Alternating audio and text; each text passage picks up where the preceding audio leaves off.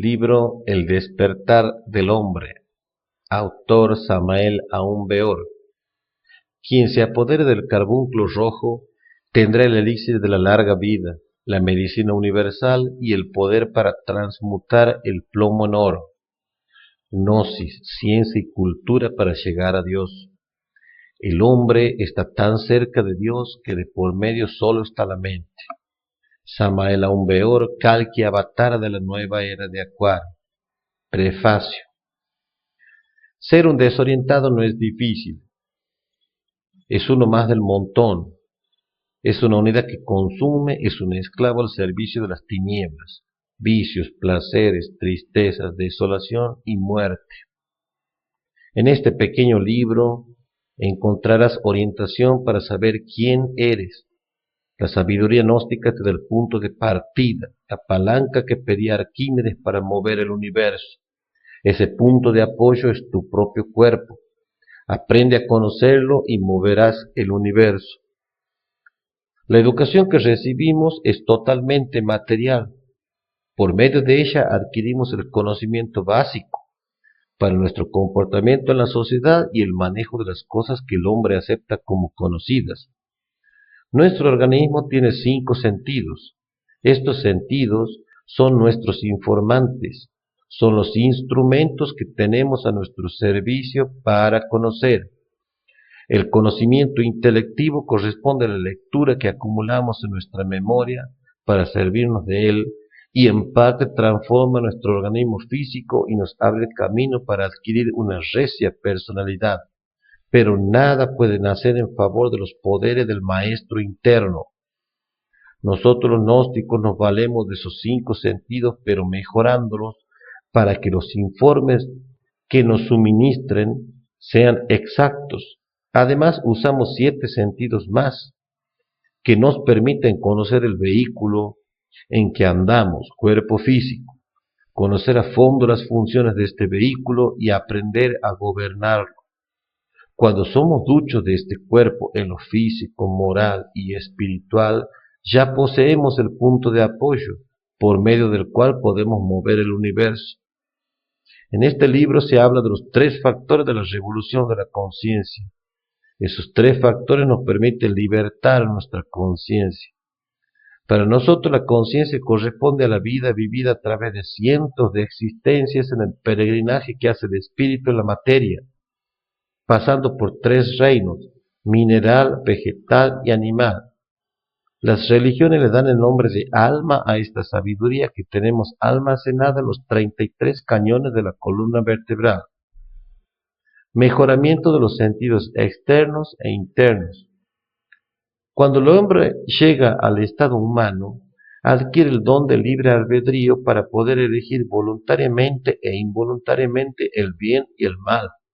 Pero sus sentidos son totalmente erróneos, debido a los defectos adquiridos a través de su existencia.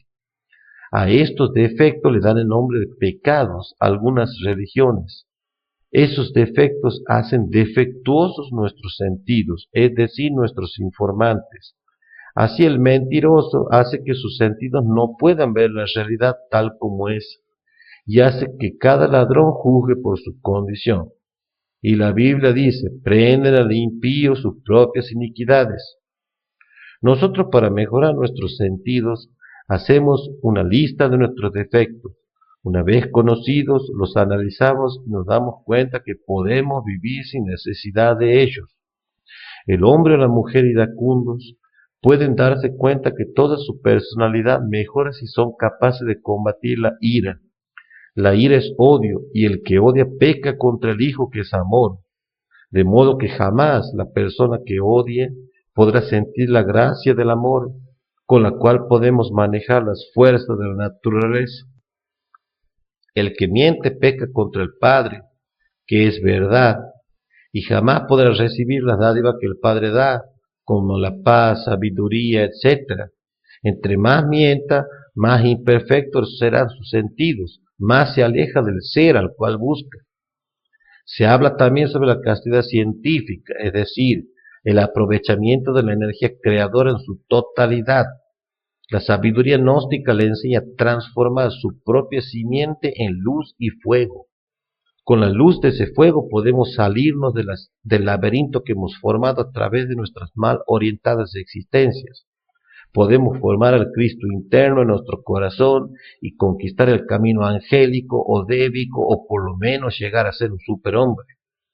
Si un zoópermo tiene el poder de producir un organismo tan complicado como es el cuerpo humano, ¿qué no haremos con los millones que nos reservamos para darnos vida a nosotros mismos?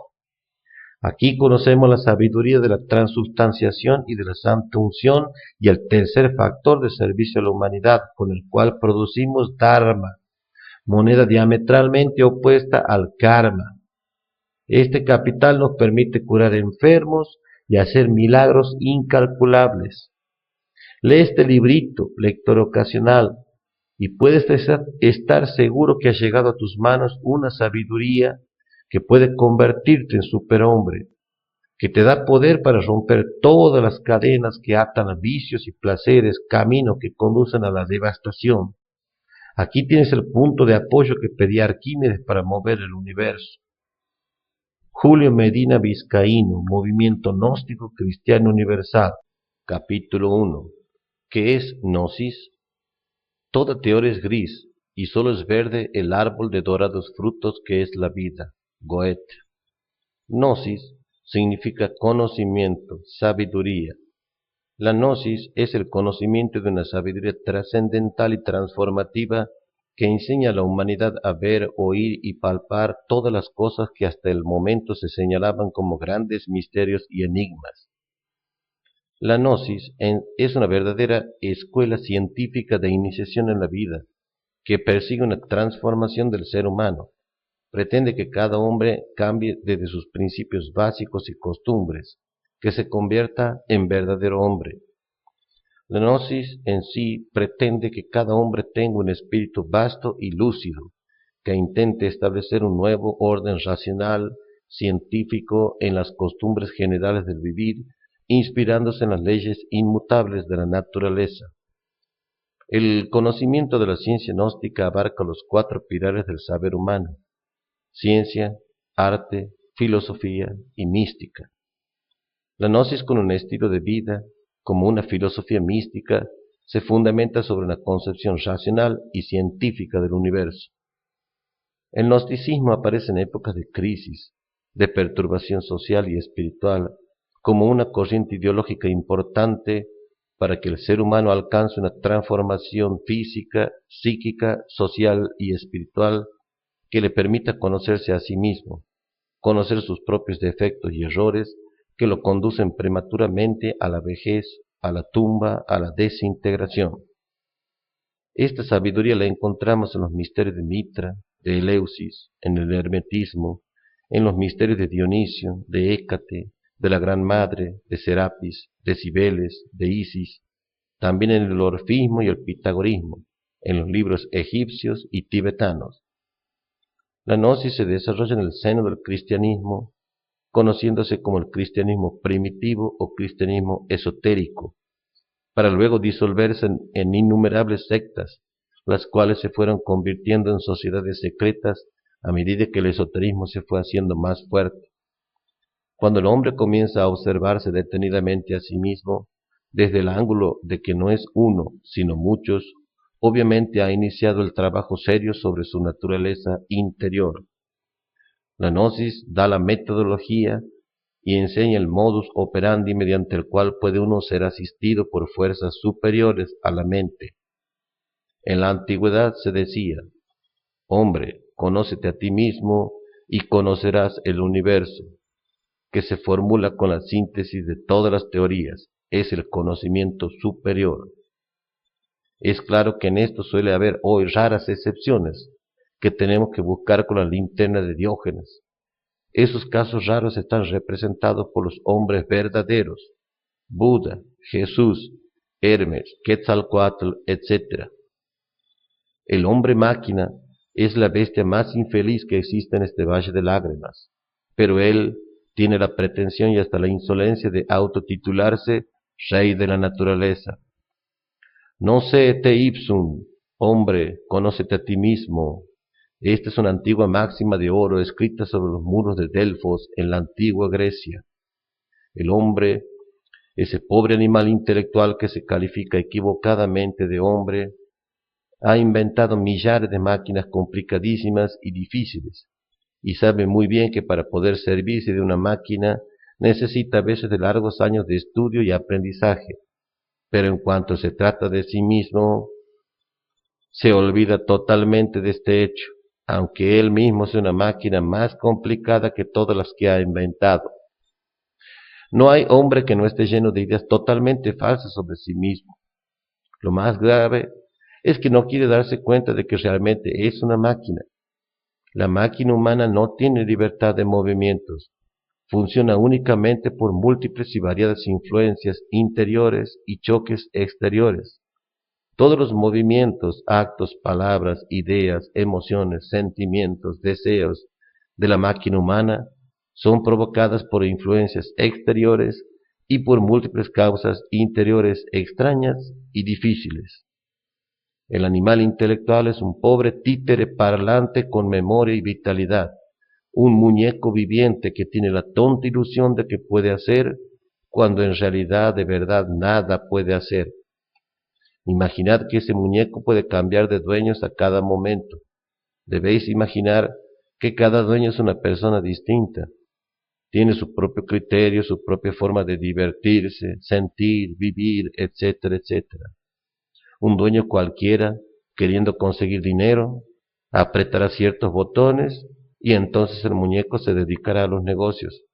Otro dueño, media hora o varias horas después, tendrá una idea diferente y pondrá a su muñeco a bailar y a reír, y un tercero lo pondrá a pelear, un cuarto lo hará enamorar de una mujer, un quinto lo hará enamorar de otra, un sexto lo hará pelearse con un vecino y crear un problema de policía, y un séptimo le hará cambiar de domicilio. Así el pobre animal intelectual, querido lector, es un muñeco mecánico como el de nuestro ejemplo. Cree que hace cuando en realidad nada hace. Es un títere de carne y hueso, controlado por una legión de entidades energéticas sutiles que en su conjunto constituyen eso que se llama ego, yo pluralizado, Satán, yo psicológico o defectos. Capítulo 2. El despertar de la conciencia. Es urgente que sepamos que la humanidad vive con la conciencia dormida. Las gentes trabajan soñando, las gentes andan por la calle soñando, las gentes nacen, viven y mueren soñando. Cuando hemos llegado a la conclusión de que todo el mundo vive dormido, comprendemos la necesidad de despertar. Necesitamos el despertar de la conciencia, queremos el despertar de la conciencia. Las gentes confunden a la conciencia con la inteligencia o con el intelecto, y a la persona muy inteligente o muy intelectual le dan el calificativo de muy consciente. Nosotros afirmamos que la conciencia del hombre es fuera de toda duda y sin temor a engañarnos, una especie muy particular de aprehensión de conocimiento interior, totalmente independiente de toda actividad mental. La facultad de la conciencia nos da conocimiento íntegro de lo que es, de dónde está, de lo que realmente se sabe, de lo que ciertamente se ignora. La psicología revolucionaria enseña que solo el hombre mismo puede llegar a conocerse a sí mismo. Solo nosotros podemos saber si somos conscientes en un momento dado o no. El hombre mismo y nadie más que él puede darse cuenta por un instante, por un momento, de que antes de ese instante, antes de ese momento realmente no era consciente. Tenía su conciencia muy dormida. Después olvidará esa experiencia o la conservará como un recuerdo, como el recuerdo de una fuerte experiencia. Es urgente saber que la conciencia en el animal racional no es algo continuo, permanente. Normalmente la conciencia en el animal intelectual llamado hombre duerme profundamente. Raros, muy raros son los momentos en que la conciencia está despierta. El animal intelectual trabaja, conduce carros, se casa, muere, etc., con la conciencia totalmente dormida y solo en momentos muy excepcionales despierta. La vida del ser humano es una vida de sueños, pero él cree que está despierto y jamás admitirá que está soñando, que tiene la conciencia dormida. Si alguien llegara a despertar, se sentiría espantosamente avergonzado consigo mismo, comprendería de inmediato su payasada, su ridiculez. Esta vida es espantosamente ridícula, horriblemente trágica y rara vez sublime. La enseñanza gnóstica tiene por objeto despertar conciencia. De nada sirven 10 o 15 años de estudio en la escuela, el colegio y la universidad, si al salir de las aulas somos autómatas dormidos. No es exageración afirmar que mediante algún gran esfuerzo puede el animal intelectual ser consciente de sí mismo tan solo por un par de minutos. Capítulo 3. Jamás resulta tarea fácil eliminar las emociones negativas, perder toda identificación con nuestro propio tren de vida, problemas de toda índole, negocios, deudas, pago de letras, hipotecas, teléfono, etcétera, etcétera. Esta identificación de nuestros problemas nos hace abstraernos de nosotros mismos. Andamos soñando, fascinados con nuestros problemas. Es necesario dejar de soñar. Es necesario despertar conciencia. Y ese proceso del despertar debe realizarse en todo momento, en todo lugar. El ser humano no solo sueña cuando su cuerpo físico duerme, sino que también sueña cuando su cuerpo físico no duerme. Cuando uno se acuerda de sí mismo, cuando trabaja sobre sí mismo, cuando no se identifica con todos los problemas y penas de la vida, de hecho va por la senda vertical. El trabajo sobre sí mismo es la característica fundamental de la rebeldía psicológica, de la transformación del ser humano. Se ocupa de cierta transformación del momento presente en que nos encontramos. Necesitamos aprender a vivir de instante en instante, vivir en plena atención, en plena autoobservación de nosotros mismos, vivir alertas a lo que pensamos, sentimos y actuamos. Es definitivo. Hay que dejar de soñar, de vivir fascinados, identificados con todos los problemas. Un buen ejemplo es el caso de María, que va caminando por la calle y no escucha el saludo de un amigo. En el momento preciso que ella se decía en la mente, por la tarde le pagaré a la modista y, en este caso, María no recibió el saludo de su amigo por falta de conciencia en lo que hace, pues su pensamiento está en sus problemas. Capítulo 4. A medida que uno trabaja sobre sí mismo, se va comprendiendo cada vez más y más la necesidad de eliminar radicalmente de su naturaleza interior todo eso que nos hace tan abominables. El sentido de la autoobservación íntima se encuentra atrofiado en todo ser humano. Trabajando seriamente, autoobservándose de momento en momento, tal sentido se desarrolla en forma progresiva. Ante el sentido de autoobservación íntima, cada uno de esos yoes que en nuestro interior habitan asumen realmente esta o aquella figura secretamente afín con el defecto personificado por la misma. Indubitablemente, la imagen de cada uno de estos yoes tiene cierto sabor psicológico inconfundible, mediante el cual captamos, capturamos, atrapamos instintivamente su naturaleza íntima y el defecto que la caracteriza. Es necesario tomar nota sobre nuestros estados psicológicos diarios si es que de verdad queremos cambiar definitivamente. Antes de acostarnos, conviene que examinemos nuestros hechos ocurridos en el día, las situaciones embarazosas, la carcajada estruendosa y la sonrisa sutil. Mucho tenemos que eliminar y mucho tenemos que adquirir. Se hace necesario hacer un inventario para saber cuánto nos sobra y cuánto nos falta. Es claro que el yo pluralizado, nuestros defectos, salen sobrando.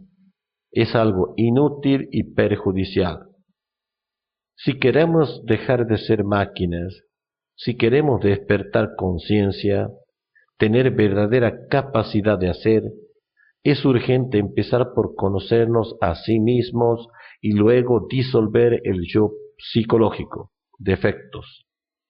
Cuando el yo pluralizado se disuelve, solo queda de nosotros el ser verdadero. Un gran hombre, después de haberse estudiado a sí mismo, descubrió que tenía 12 defectos que le estaban perjudicando. Este hombre dijo: así como es imposible cazar 12 liebres al mismo tiempo, porque cazador que lo intentara no cazaría ninguna, así también es imposible acabar con mis 12 defectos al mismo tiempo. Este hombre llegó a la conclusión de que sería mejor acabar primero un defecto y luego otro. Decidió dedicarle 2 meses a cada defecto. Cuando el hombre llegó a los 24 meses, ya no tenía defectos, había acabado con los defectos que le impedían llegar al triunfo. El resultado fue maravilloso. Este hombre se convirtió en el primer ciudadano de los Estados Unidos. Su nombre, Benjamin Franklin. La enseñanza gnóstica da el método necesario para terminar con los defectos. Capítulo 5. Hay que dividir la atención en 3 aspectos: sujeto, objeto, lugar. Tenemos que dividir la atención en 3 aspectos. Necesitamos comprender la honda significación del momento en que estamos accionando. Ejemplo, observar cuidadosamente a un cineasta. Se encuentra dormido en su asiento. Todo lo ignora. Se ignora a sí mismo. Está hueco. Parece un sonámbulo. Sueña con la película. Se ha olvidado de sí mismo. Cayó en el sueño profundo de la fantasía. Ignora de qué existe, de quién es él. La atención consciente excluye eso que se llama identificación. Cuando nos identificamos con las personas, con las cosas, con las ideas, viene la fascinación y esa última produce sueño en la conciencia. Tenemos que preguntarnos interiormente: ¿quién soy? Sujeto. Debe de preguntarse conscientemente, saber que existe, tocarse, sentirse. Seguidamente, objeto. Hay que darse cuenta de lo que se está haciendo, pues así no caemos en el error de dormir la conciencia. Deberá preguntarse la razón de la acción. Ejemplo, ¿qué estaré haciendo? Esto deberá hacerse mentalmente. Ahora viene el tercer aspecto, que es el lugar. Es de vital importancia preguntarse el lugar donde se está. Deberá de observar las cosas que los rodeen, los colores de los objetos. El ser humano fascinado no se acuerda de sí mismo. Nosotros debemos autorrecordarnos a nosotros mismos de instante en instante. Necesitamos autorrecordarnos en presencia de toda representación que pueda fascinarnos. Detengámonos ante toda representación preguntándonos: ¿quién soy? ¿Qué estaré haciendo? ¿Dónde estoy? Y luego preguntarse: ¿estaré en el plano físico o estaré fuera de mi cuerpo? Es lógico que si la gente vive dormida día y noche, no pueda conocer el estado astral. No puede diferenciar la tercera dimensión de la cuarta dimensión, o sea, el mundo de los sueños. Nunca podrá saber mientras no practique el despertar de la conciencia. Dividiendo la atención en los 3 aspectos, lograremos entrar conscientemente al mundo de los sueños. Allí encontraremos la respuesta que siempre necesitábamos para llenar el vacío interior. Saber que el astral o mundo de los sueños, las cosas se ven tal como aquí en el plano físico. Las gentes durante el sueño y después de la muerte ven todo allí en forma tan igual al mundo físico que ni siquiera sospechan por ello hallarse fuera del cuerpo físico. Aquí tenemos un ejemplo más claro del primer aspecto: sujeto. María Luz Fajardo se hace la pregunta del sujeto, y para darse cuenta de que existe en cualquiera de las dimensiones, se observa detenidamente y se toca su cuerpo con el propósito de sentirse segura y de no caer en la fascinación. Todos los errores que comete el ser humano en la vida se deben a que se olvida de sí mismo, se identifica, se fascina y cae en el sueño. El segundo aspecto, objeto. María Luz se pregunta a sí misma cuál es su objetivo, qué está haciendo. Toda persona que quiera practicar los tres aspectos deberá de preguntarse conscientemente. Ejemplo, si está trabajando dirá estoy trabajando, si está comiendo dirá estoy comiendo, etcétera, etcétera. Esto nos da una razón más clara para asegurarnos de lo que vamos a hacer y no equivocarnos. Hay que hacerse la pregunta mentalmente con relación al tercer aspecto de la división de la atención que corresponde al lugar. Tenemos que ser conscientes al preguntarnos dónde estamos, porque muchas veces estamos en una playa y nuestro pensamiento lo tenemos en los problemas del trabajo. Por lo tanto, no nos damos cuenta de dónde estamos. Instituto Cultural Quetzalcóatl, www.samaelgnosis.net. Capítulo 6. Es necesario preguntarnos los tres aspectos y luego saltar a todo instante, para así no fascinarnos de las cosas y saber si estamos en el cuerpo físico o en el cuerpo de los sueños. Pues sucede que todo lo que hacemos durante el día se repite durante la noche cuando soñamos, y al saltar en cuerpo físico no sucede nada irregular, pero sí cuando lo hagamos en el cuerpo de los sueños. Al saltar en cuerpo de los sueños o astral, quedamos levitando en el espacio y entonces así vamos comprobando que además del cuerpo físico, tenemos el cuerpo de los sueños, astral o del alma, con el cual, al tener seguridad de nuestra existencia, podemos averiguar todo lo espiritual comprobablemente. Si hay problema en hacer el saltito por la mirada de las personas que desconocen la enseñanza, hay otra manera más disimulada de comprobar nuestro estado. La forma como debe la persona de practicar es jalándose un dedo con la intención de estirarlo.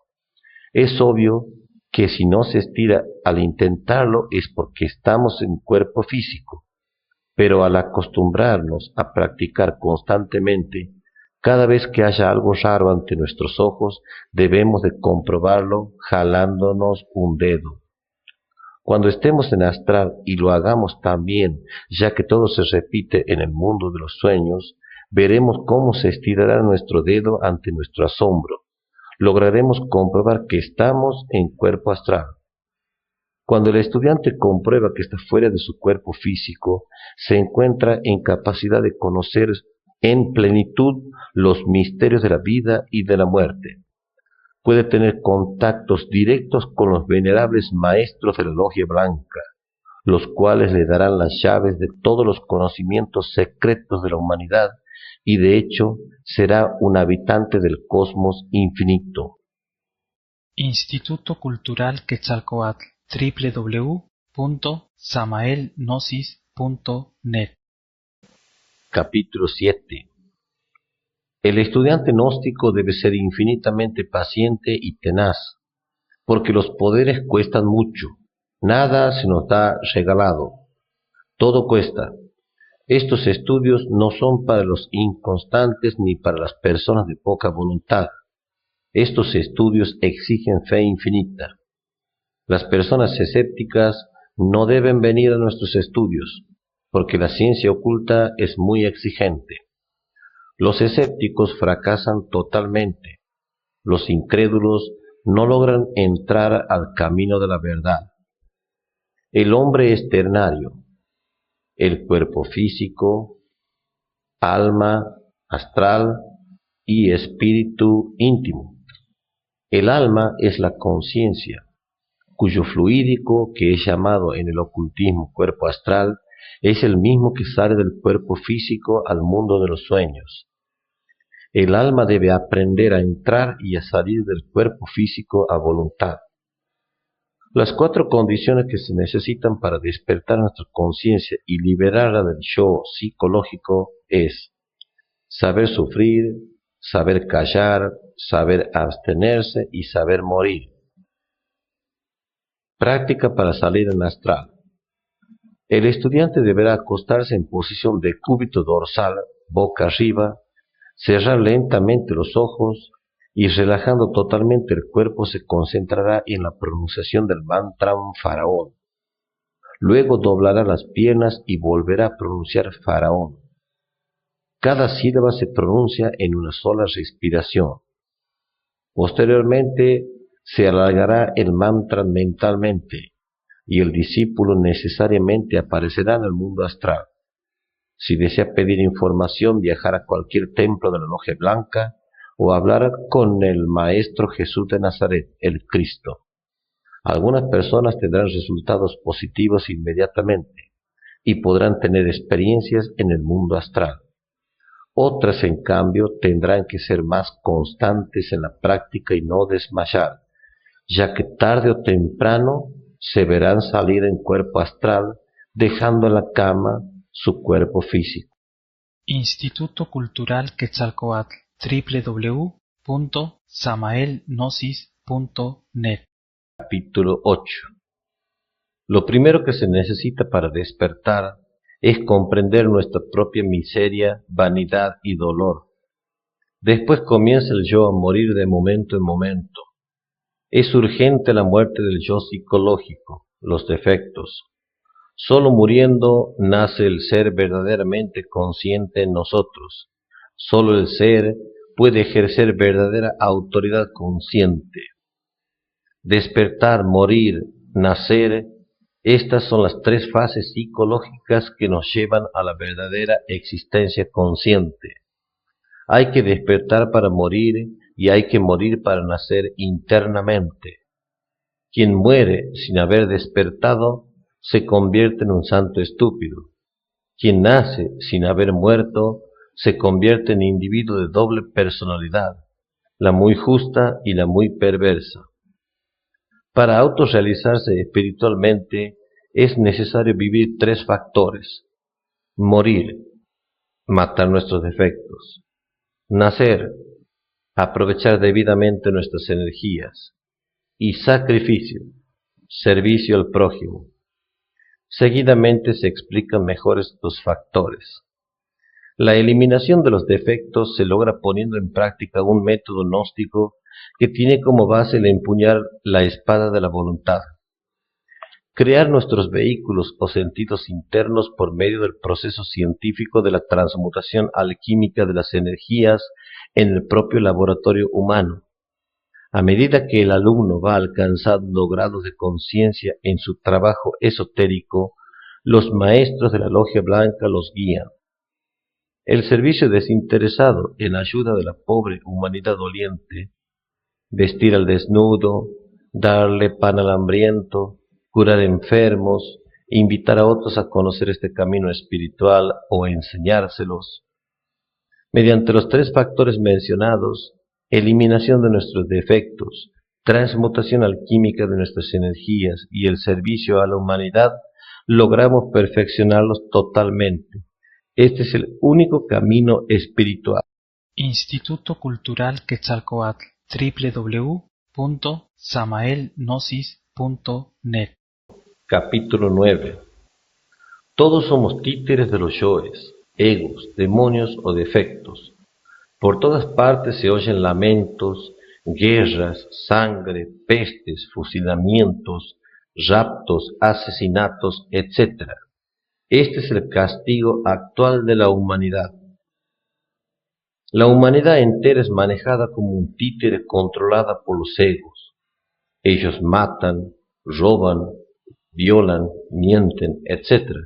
Y después de los actos, su conciencia embotellada empieza a llorar y la persona que sirvió como instrumento de la acción cuenta que no supo a qué hora se embruteció. El cerebro es el órgano transmisor, el órgano que recibe las órdenes y las distribuye al cuerpo según el defecto que domina nuestra mente en ese momento. Es el cerebro el centro control del cuerpo físico.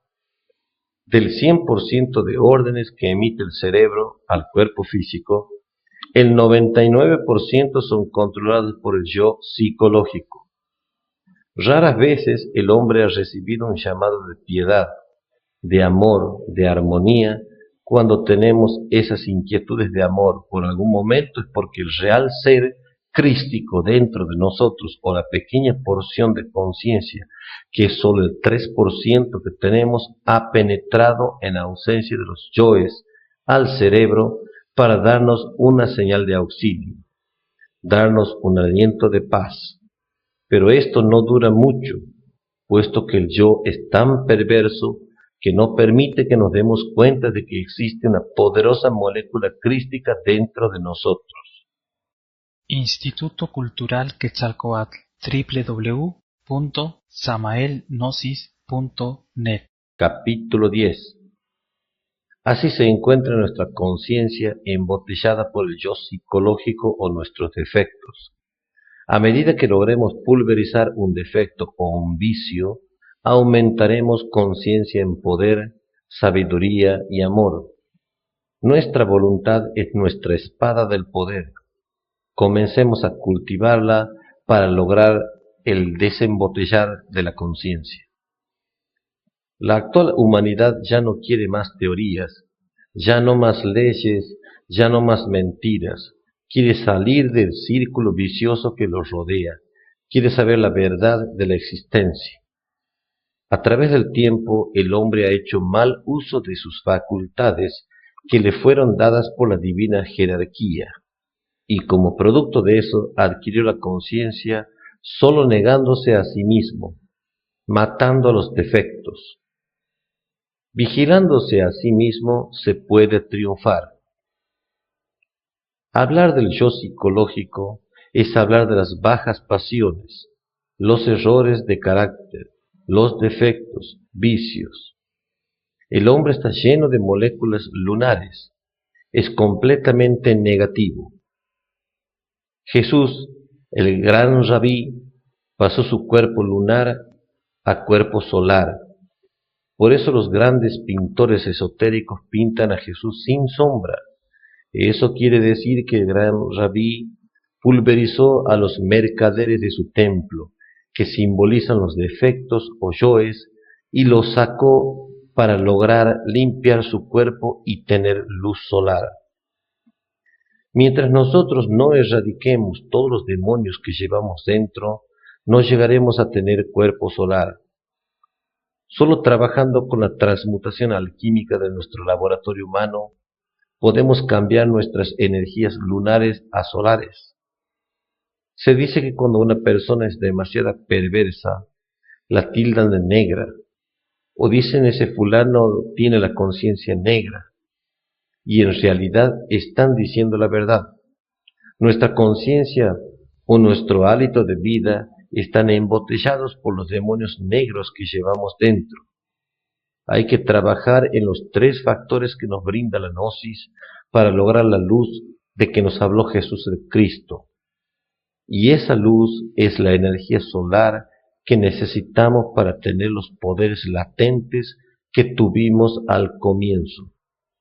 Instituto Cultural Quetzalcóatl, www.samaelgnosis.net. Capítulo 11. Con la enseñanza gnóstica podemos ver con claridad las cosas internas, las cosas astrales, las cosas del alma. También podemos darnos cuenta que el cuerpo físico jamás ha estado solo. Aparte de él, tenemos 6 cuerpos más. Solamente comenzando ahora mismo podríamos verlos. Cuando el cuerpo físico está dormido, se escapan los demás cuerpos. Por las noches, en los sueños, nos encontramos con el astral. Junto al físico queda el vital. Este cuerpo reanima al físico de las energías gastadas en el trabajo.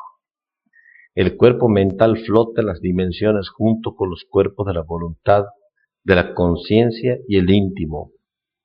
Despertando conciencia, podremos verlos y tener contacto con ellos.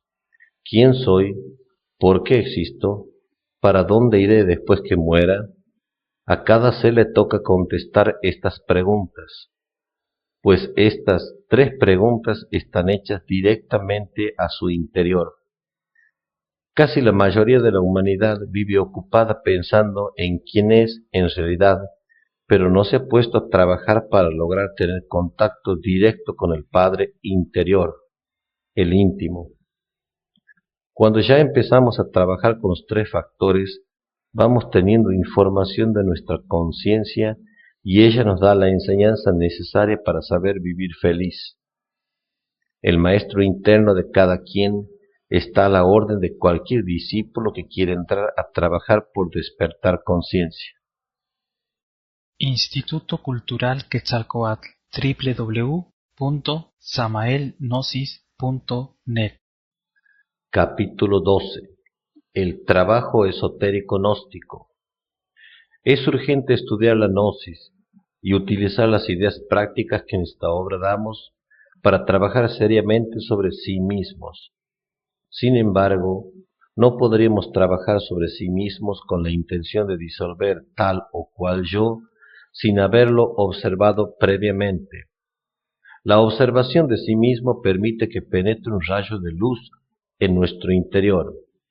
Cualquier yo se expresa en la cabeza de un modo, en el corazón de otro modo y en el sexo de otro modo. Necesitamos observar al yo que en un momento dado hayamos atrapado. Urge verlo en cada uno de estos tres centros de nuestro organismo.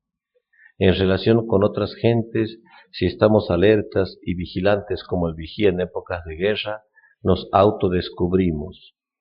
¿Recuerda usted a qué hora hirieron la vanidad, su orgullo? ¿Qué fue lo que más le contrarió en el día? ¿Por qué tuvo esa contrariedad? ¿Cuál es su causa secreta? Estudie esto. Observe su cabeza, corazón y sexo. La vida práctica es una escuela maravillosa. En la interrelación podemos descubrir esos yoes que en nuestro interior cargamos. La oración en el trabajo. Observación, juicio y ejecución son los tres factores básicos de la disolución. Primero se observa, segundo se enjuicia, tercero se ejecuta. Cualquier incidente de la vida, por insignificante que parezca, indubitablemente tiene por causa un actor íntimo en nosotros, un agregado psíquico, un yo. Yo descubierto infraganti debe ser observado cuidadosamente en nuestro cerebro, corazón y sexo. Un yo cualquiera de lujuria podría manifestarse en el corazón como amor, en el cerebro como un ideal, mas el poner atención al sexo sentiríamos cierta excitación morbosa e inconfundible. El enjuiciamiento de cualquier yo debe ser definitivo. Necesitamos sentarle en el banquillo de los acusados y juzgarle despiadadamente. Cualquier evasiva justificación, consideración, debe ser eliminada, si es que en verdad queremos hacernos conscientes del yo que anhelamos extirpar de nuestra psiquis. Ejecución es diferente. No sería posible ejecutar a un yo cualquiera sin haberle previamente observado y enjuiciado. Oración en el trabajo psicológico es fundamental para la disolución. Necesitamos de un poder superior a la mente si es que en realidad deseamos desintegrar tal o cual yo. La mente por sí misma nunca podrá desintegrar ningún yo. Esto es irrebatible y irrefutable. Nosotros debemos apelar a Dios Madre en nuestra intimidad. Si es que en verdad queremos desintegrar yoes, quien no ama a su madre fracasará en el trabajo sobre sí mismo. Cada uno de nosotros tiene su madre divina particular, individual. Ella en sí misma es una parte de nuestro propio ser, pero derivado. Todos los pueblos antiguos adoraron a Dios Madre en lo más profundo de nuestro ser. El principio femenino del Eterno es Isis, María, Tonantzin, Cibeles, Rea, Adonayas, Isoberta, etc., etc. Nuestra Madre Divina particular, individual, mediante sus poderes flamígeros, puede reducir a polvareda cósmica a cualquier de esos tantos yoes que hayan sido previamente observado y enjuiciado. Quien encuentre a su Madre Divina particular, encontrar el camino de todos los éxitos que los llevará a la cúspide de la inmortalidad. Cualquier intento de liberación, por grandioso que éste sea, si no tiene en cuenta la necesidad de disolver el ego, está condenado al fracaso. Fin.